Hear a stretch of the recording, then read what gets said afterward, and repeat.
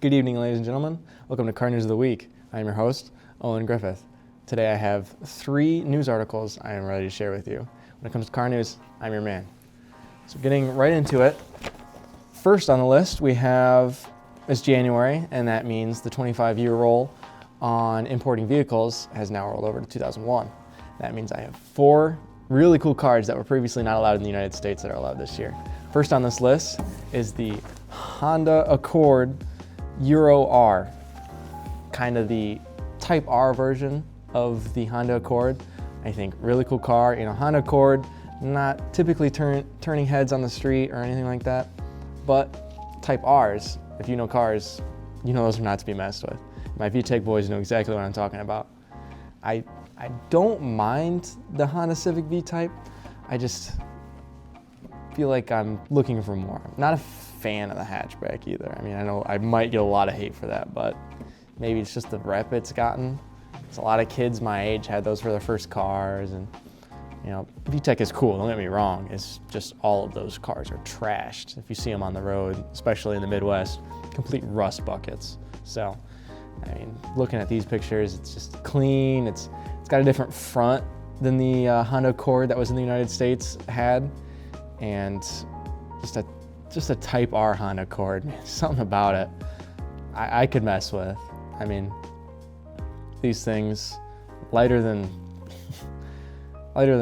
just about anything you could think of, any other car, lighter than just about any other car you could think of, and with 220 horsepower. These things handle like a dream too. I think that would be awesome. I think your VTEC boys would love it too, and I think it'd make a great first car if it was affordable here in the United States. Fortunately, we weren't lucky enough to get it.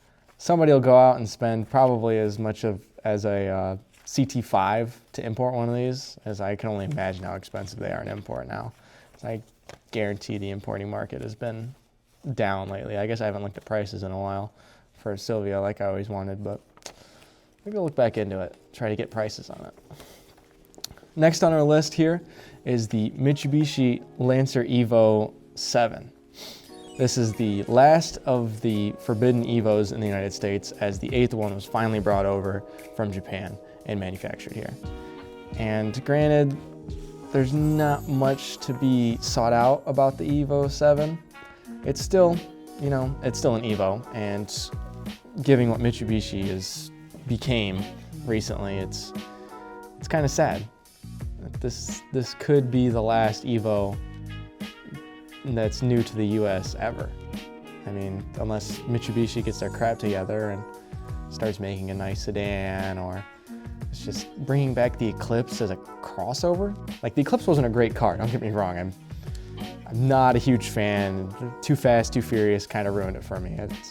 It's whatever. I mean, that's a whole different story, but man, it's just like a car company that used to have so much pride in their cars just falling off like they did, man.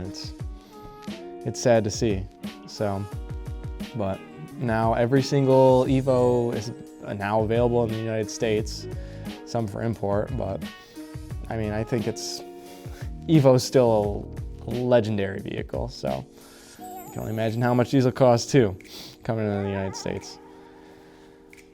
Up next, this one's an interesting one.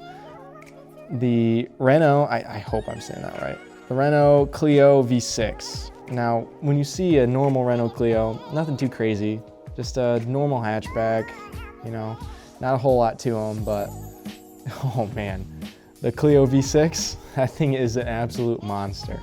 So just imagine one of the smallest cars you could think of, and they then pack a V6 into it. Oh my gosh, that thing's got so much horsepower and it weighs nothing.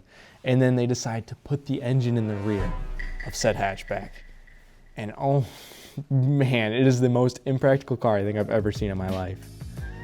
Not something you'd take to the grocery store. The racetrack, maybe, if it handled better than a Mustang in the takeover.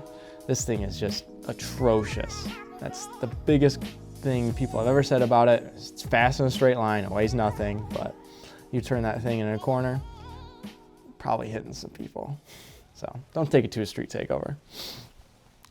This next car here on this list is Probably the least interesting, but if you watch Top Gear, you'll definitely recognize it.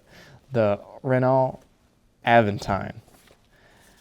Now, I watched Top Gear growing up a lot. It's kind of one of the things that got me into cars. And the Aventine, I remember I was watching it, speaking of the Evo, Top Gear took on the challenge to take any car, modify it to be as fast as an Evo. I think it might have been the Evo 8, I believe it was at the time. And they didn't discuss what vehicle it was until the people there at Top Gear decided to give them the Aventine. And little did I know, it is one of the crew's favorite vehicles. I mean, apparently there was only a handful of cars that the three wise men could agree on. The Aventine was, for whatever reason, one of them. And this thing just looks so goofy. There's no B-pillar. It's basically a minivan that's a coupe, almost a convertible because technically there's a sunroof. It is the most interesting car I think ever. And it's by far from fast. This thing weighs a crap ton. It's powered by a 3-liter, 210 horsepower V6, and just an absolute flop when it's sold in market. It was only available in Europe and Greenland. They only made 8,557 of them. Just a total flop. But like I said, the three wise men all agreed on it and said it was one of their favorite cars. So, I mean, I'd like to drive one. I wouldn't own one, but beats most of the cars that they make today. Our second story on the list today is the 2027 Nissan Rogue refresh has been spotted in testing in the US. Now, Nissan being a failing market, we were hoping one of their new vehicles on a refresh would be a GTR, but as a company, I know everybody wants a sports car, but in today's market, nobody can afford one. So let's let Nissan make a nice crossover to compete with the Equinox and kind of get their footing back, and maybe we can get the R36, just maybe. So I decided to go over this just because it's an interesting subject as a Nissan owner myself. I'm hoping they don't go bankrupt. I'd like to see them make a reliable car again. Will that happen? Maybe not, but I would love to see it. I'd love to see them back on their feet. Now, although the Nissan Rogue is the best-selling vehicle in the US market, over the past couple years, sales have went down quite a bit.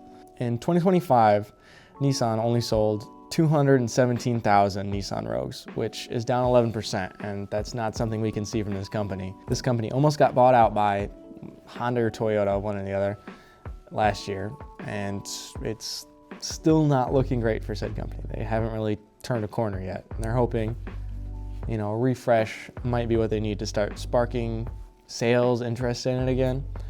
So they decided to pack this thing with a hybrid, is what they're going for in the US market. Now, this hybrid is what they call e-Power. It's already available in most of the Asian countries. It powers their Nissan Rogues and I think one of their other vehicles. I can't name it off the top of my head. I should have wrote it down.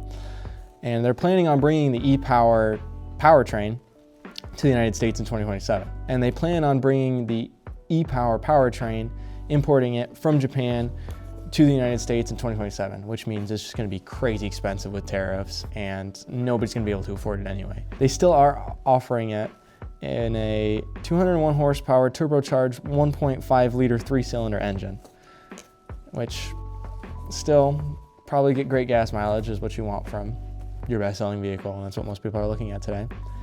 And starting in 2028, they're hoping to start building their e-powertrain at their Tennessee plant. So hopefully it'll become more affordable when it gets over here. And hybrids are still selling like hotcakes in the US market. People are still interested in it, trying to get a green thumb, trying to save gas, it'd be cheaper that way. And hopefully it turns out for them and they can finally turn a profit again. Moving on to our last story here. This one, definitely the most interesting, and even though we won't see it in the United States, I think it's still pretty cool. Genesis, the company known for making luxury vehicles for Hyundai, has announced their new off-road concept, X Scorpio. This thing looks mean, and It kind of reminds me of the Brawler from GTA. I know that might sound corny, but this thing, it looks sick. And it's just looks like a meaner version of the 911 Dakar. This one's built more for sand, I would say. The Dakar is built for more mud terrain. And not so much. This is a rock crawler. This thing looks like it could drive over the Appalachian Mountains in the morning and still be back in time to hit downtown New York City clubbing. And fit in both spots. Like, it's crazy. As of right now, nobody knows the exact specs for this thing, but we can confirm it'll have 1,100 horsepower and a V8. I don't know if they're gonna have some sort of hybrid system in there to pump out more horsepower. There's almost no way they do that naturally aspirated. It's gonna be supercharged, I almost guarantee it. There's little footage of it. I guess I haven't really listened to it, but this thing just looks insane. Although this car would be killer in the Sahara Desert, Genesis does not plan on bringing this to the US market. And I'm sure they'll charge millions for it, and 90% of models would be stuck in Dubai. And none of them will be street legal. So even if they were available in the United States, they probably wouldn't make it anywhere around here. It'd be cool to kind of see them over in the dunes here in Michigan. I think that would be awesome. Personally, as a man who likes luxury vehicles, I am praying Genesis brings over the G90 wingback to the United States market. That thing just looks amazing. I love station wagons. It's something about sporty station wagons. The United States never gets them. So personally, I'm hoping they bring that over here. I'd much rather have that than any of this. Will I be able to afford one? Hell no. But it'd be cool to see one on the street from here from time to time. That's all the news articles we have tonight. If you guys enjoyed this and learned something new from the week, let me know. I would like to do this every week, except I won't be here next week, and it's more for practicing talking to a camera so I can get my top 100 videos out more. I do have the next one planned. I know I've been talking about it for a while. It is coming, it's in the process. I promise you that. I don't know when it's gonna be out. Hopefully I get to do a couple more of these before and actually be able to talk to a camera and upload, and this also helps my editing skills so much. So if you did enjoy, hit that like button, subscribe to the channel, and stay tuned for more news. Peace out.